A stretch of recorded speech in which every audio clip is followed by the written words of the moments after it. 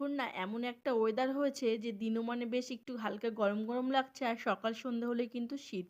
এই দেখো এই জন্য কিন্তু আমি একটু স্টোল গায়ে দিয়ে চলে গেছিলাম রান্নাঘরে সকালবেলা।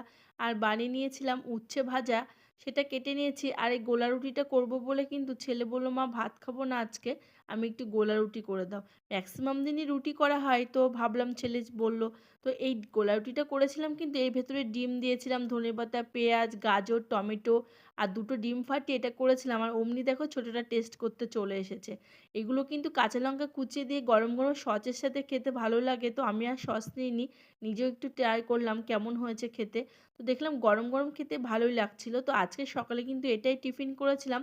তারপরে রান্নাঘরে গিয়ে দেখলাম যে উচ্ছেগুলো ভাজা প্রায় হয়ে এসেছে। উচ্ছে ভাজা করেছিলাম আর করেছিলাম এদিকে মূলো দিয়ে শিম আলু বেগুন সব কিছু দিয়ে একটা চচ্চড়ি।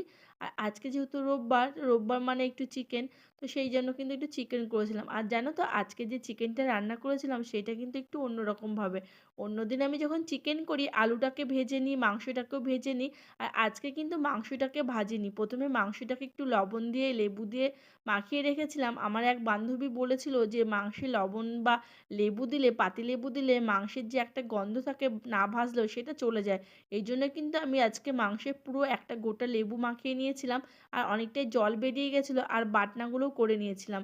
আর রান্না করেছিলাম কিন্তু একদম আলু লাল লাল করে ভেজে তার ভেতরে মশলা দিয়ে সব কিছু কষিয়ে আর মাংসটাকে দিয়ে দিয়েছিলাম। মাংস কিন্তু আজকে একদমই ভাজিনি, অন্যদিন কিন্তু আমি চিকেন ভেজেই করি। তো যাই হোক এইভাবে কিন্তু করেছিলাম, খেতে কিন্তু ভালোই হয়েছিল। আর টক দই দিলে কিন্তু কোনো কথাই হয় না, যেহেতু টক দই আজকে আর ছিল না, আমিও আনতে বলিনি, যার জন্য কিন্তু টক দই ছাড়াই আজকে চিকেনটা রান্না করেছি। আর অনেক দিন বাদে কিন্তু তোমাদের সাথে চিকেন রান্না করাটা নিয়ে এসেছি ভিডিওটা।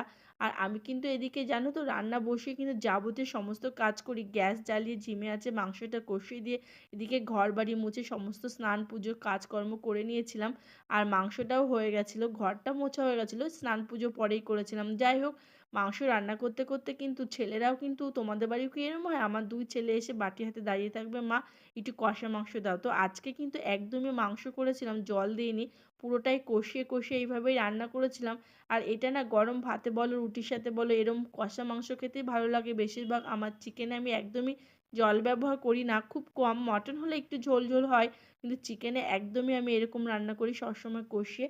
তো যাই হোক, তোমাদের সাথে কথা বলতে বলতে কিন্তু ভিডিওটা অনেকটাই বড় হয়ে গেল। আর আগের ভিডিওতে কিন্তু তোমরা অনেকে অনেক অনেক কমেন্ট করেছো, সবাইকে অনেক ভালোবাসা এইভাবে আমার পাশে থাকার জন্য, আমার ভিডিওগুলো দেখার জন্য। তোমাদের কেমন লাগে আমাকে কমেন্টে জানিয়ে। আর সবশেষে একটু গরম মশলা দিই। এখন না এমন একটা ওয়েদার হয়েছে যে দিনমানে বেশ একটু হালকা গরম গরম লাগছে আর সকাল সন্ধ্যা হলে কিন্তু শীত।